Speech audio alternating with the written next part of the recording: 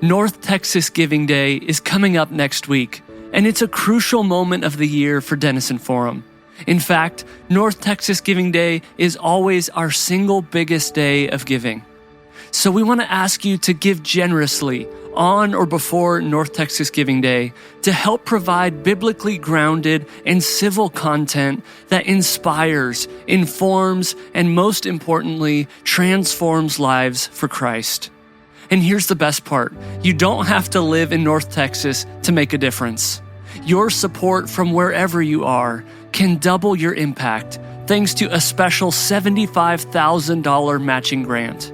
You can give now by visiting thedailyarticle.org. That's thedailyarticle.org. Every gift helps guide more Christians through these challenging times with a steady, nonpartisan, and civil voice. Join us in making this North Texas Giving Day a powerful moment for our ministry and for our shared mission to reclaim our culture for Christ. Visit thedailyarticle.org today to give, knowing it will be doubled by the matching grant. Thank you for your generosity and partnership.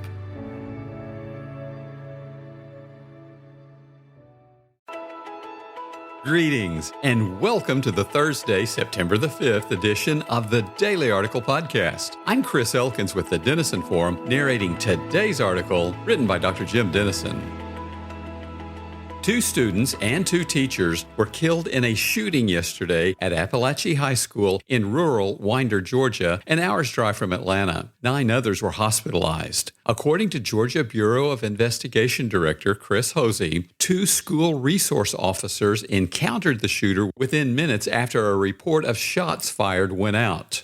Suspect, a 14-year-old student at the school, surrendered immediately. He was taken into custody and will be charged as an adult with murder. Barrow County Sheriff Judd Smith choked up as he began to speak during a news conference yesterday. He said he was born and raised in the community and his kids attend school there. My heart breaks for these kids. My heart hurts for our community, he said. But I want to make it very clear that hate will not prevail in this county. I want that to be very clear and known. Love will prevail over what happened today, end quote.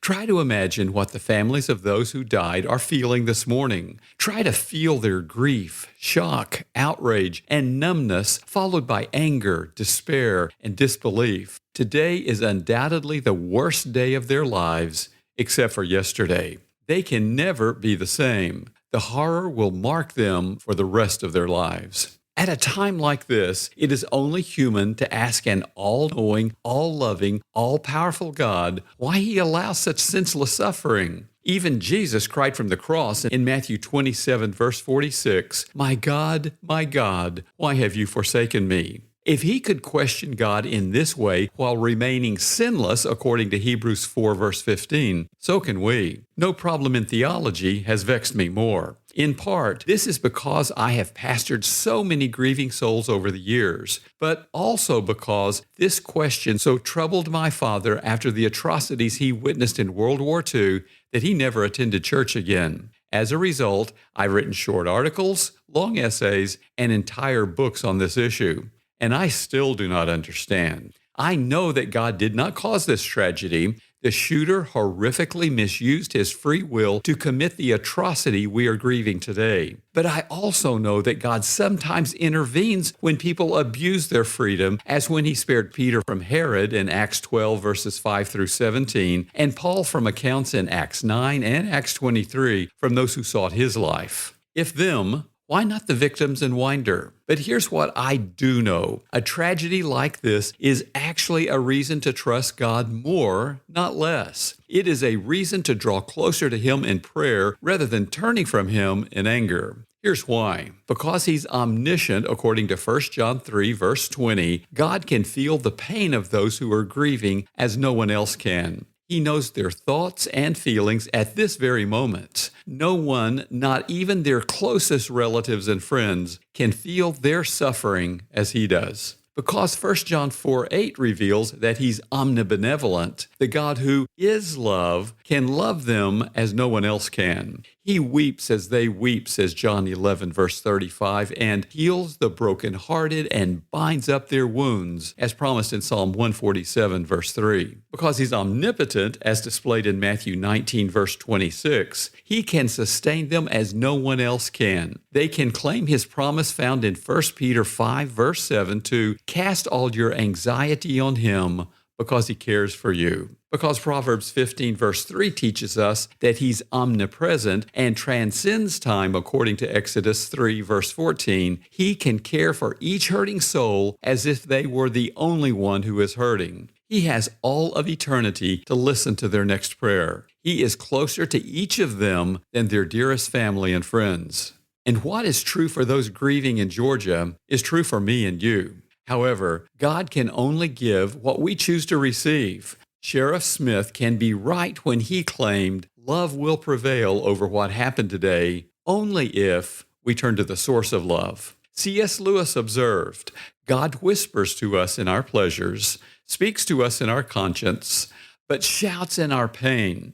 It's his megaphone to rouse a deaf world, end quote. How is Jesus using this megaphone today? I believe he wants to use this horrible tragedy to shake us from our complacency that assumes tomorrow is certain and from a self-reliance that assumes we have all of God we need. He wants us to believe, truly believe, that we are mortal and in desperate need of his shelter and care. He then wants us to make him Lord of every dimension of our lives, every day of our lives, knowing that he always gives his best to those who leave the choice with him. And he wants us to love him and each other as if this were our last day on earth, because it might be.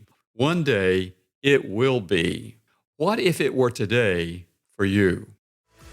We're grateful for our podcast listeners. If you find the Daily Article podcast helps you better understand today's news and cultural issues and then respond biblically, please rate and review the Daily Article podcast on the platform from which you subscribe. That helps people find and follow the Daily Article podcast.